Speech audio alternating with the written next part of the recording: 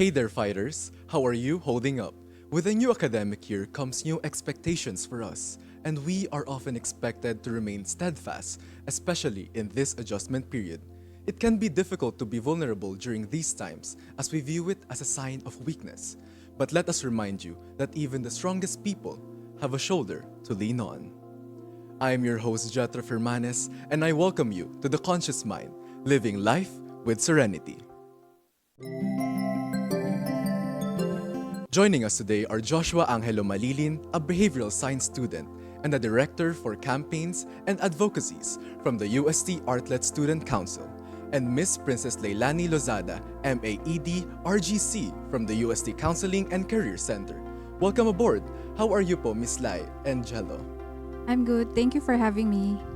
I'm also thrilled to be here, and as far as I know, I'm the first student to be invited in the Conscious Mind, so it is both an opportunity for me to be here. That's good to hear po. And we have a few questions prepared for you guys, and we will be starting with you, Jello. Being surrounded by different people in your day-to-day life, what roles do you take on? Examples are eldest son, student leader, and many more. So for me, I have four main responsibilities. So for the first one, I am actually the class president of our block. So a huge shout out to Do Best One. So as a class president, I always coordinate with different professors regarding deadlines, extensions, and I always send announcements to my blockmates and make sure na we are not left behind.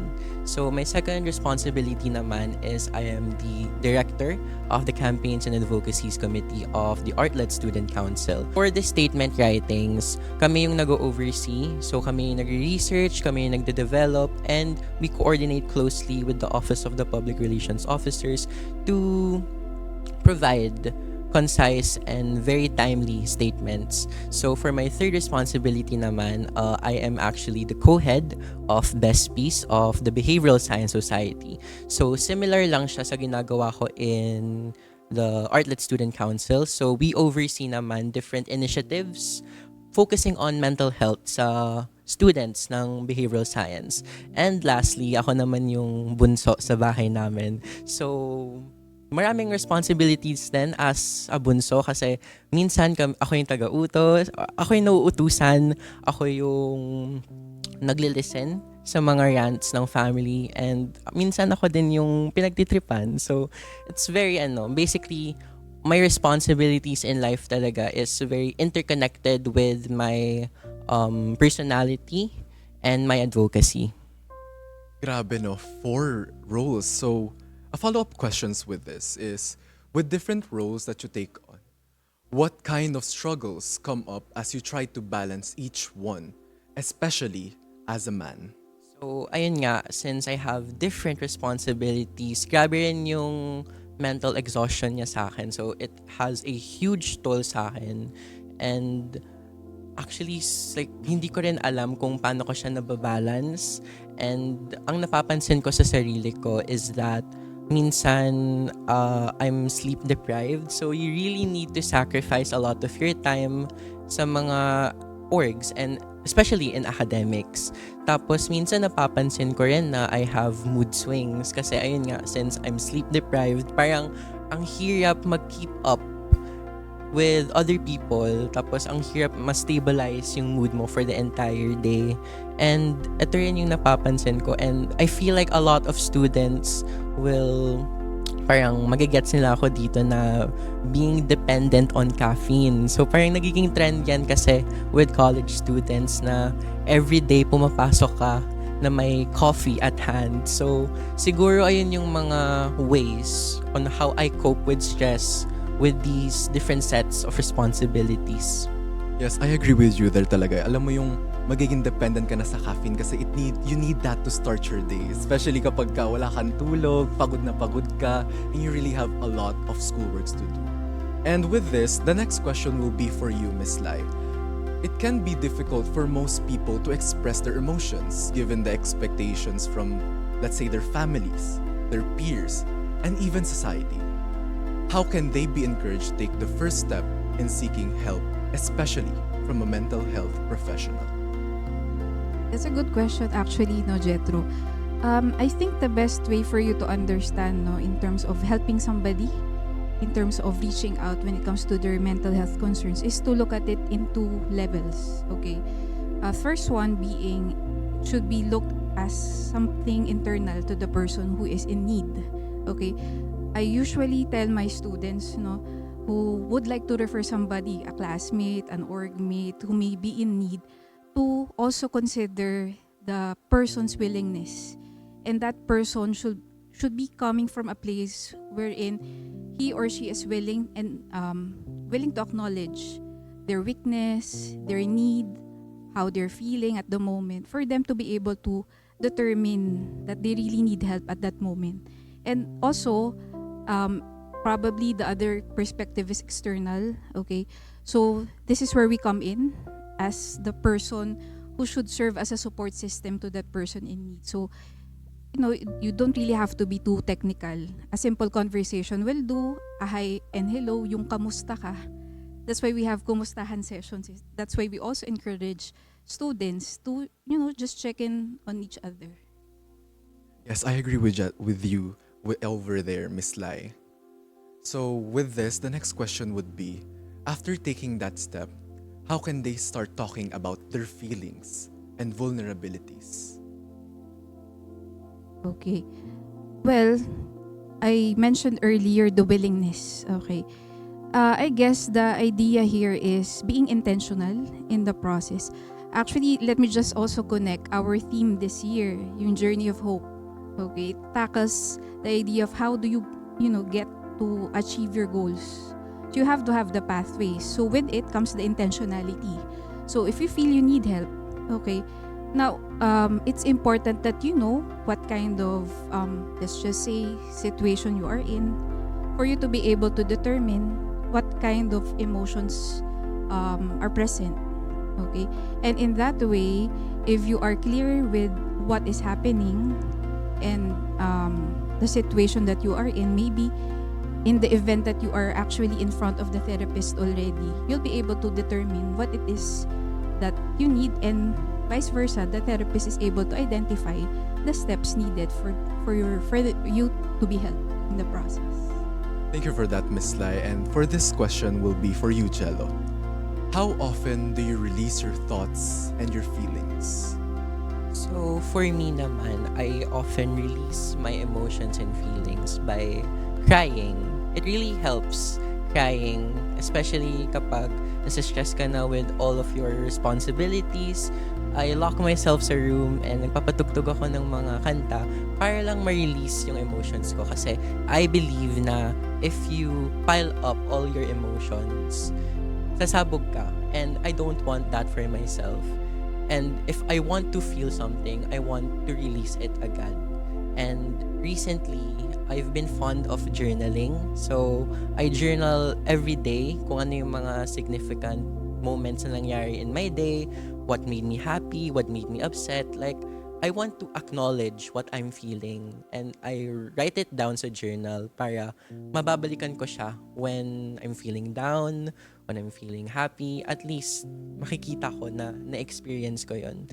And lastly naman, I've been seeking help from my counselors. So it's been a huge step for me, kasi before I'm not really open to expressing myself, especially to my friends, kasi growing up I've felt na lahat ng mga problema ko, ako lang dapat yung makakapag-solve nun, and I don't want to be a burden to my friends. Pero na-realize ko rin na makakatulong yung mga kaibigan mo, and ma-appreciate mo sila lalo kasi sila yung tutulong sa'yo, and they will make you feel na you're not alone in this world, and yung mga problema mo dapat hindi mo lang siya shoulder mag-isa. So ayun, and nakatulong din yung guidance counselor ko, kasi hinimay-himay niya yung mga naging problems ko, and pinakita niya sa akin kung paano ko siya ma-resolve. So there is actually help.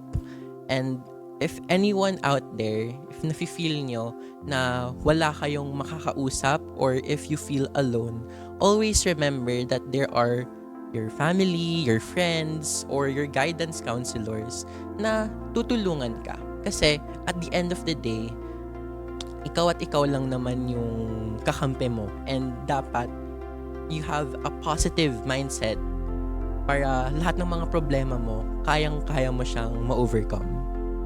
I really agree with you there kasi nga iisipin mo rin na paano kung walang tutulong sa akin na mag-isa lang ako. But it also starts with yourself. You need to be able to acknowledge that there is a problem and you are willing to do something about that. And with this, Miss Lai, this question is for you naman po. How can people communicate their concerns better, especially to their families and to their peers? Actually, i-tie up ko lang din yung na-share din kanina, di ba? You really have to start first in terms of managing your emotions. Kasi it's hard to really share what you need to your parents if, meron difficulty in terms of you being able to express what you need So you really have to go through the spectrum of emotions, and after managing that, you really have to put the message across. Okay, so it's not just being teary-eyed in front of them, but being able to discuss to them what you need. It's like simply saying, Mom, Dad, lately I've been feeling this way. Maybe you can start with that, the emotions, and then from there, maybe you can be more transparent in considering the help that you need. If you would like to seek like a specialist consult, so maybe you can take it from there. Thank you so much for sharing your insights, Miss Lai and Jello. Do you have any final reminders for our dear viewers? Okay, so since Mental Health Day is nearing up, I would like to share my advocacy lang to the people watching na your silent battles doesn't really define you. And there are a lot of people out there who actually loves you, and you need to know or you need to acknowledge yourself na may problema ka and it's alright. It's a normal part of life, and yun din yung na-realize ko na hindi lahat ng mga problema natin kailangan nating i-answer or kailangan natin tayo lang yung makakagawa ng paraan para ma-resolve yun. So, lastly, I've read a quote na self-care is a way for you to regain your power. So, do things that makes you happy para in a way you will regain yourself, you will regain your power. For my end, dugtungan ko lang din yung sinabi. Siguro find space in your hearts to really appreciate yourselves. And also, we live in a world na ang dami talagang judgments, ang daming comments that we may not like. Please understand na meron talagang elements or factors in life na pwedeng hindi din natin control. And it's okay. And if I may quote, I heard this line from Taylor Swift recently, na whatever you put your attention to, and if I may quote, that's very important, na you give space for those who appreciate you, and really you can control what other people can say. So you work on what you can, and then again, give space for things that can enrich you in the process. Yes, I totally agree with that kasi nga, mental health is a battle with oneself talaga minsan. We should always start by loving ourselves, and with that, we will be able to conquer these problems that is ailing us within. So yun, thank you so much for those insights once again, Miss Lai and Jello. And it's understandable that we want to be a reliable person for our families and for our loved ones. But we also need foundations to keep standing strong. When we feel overwhelmed by our problems, let's take a pause and release our feelings with the right support around you.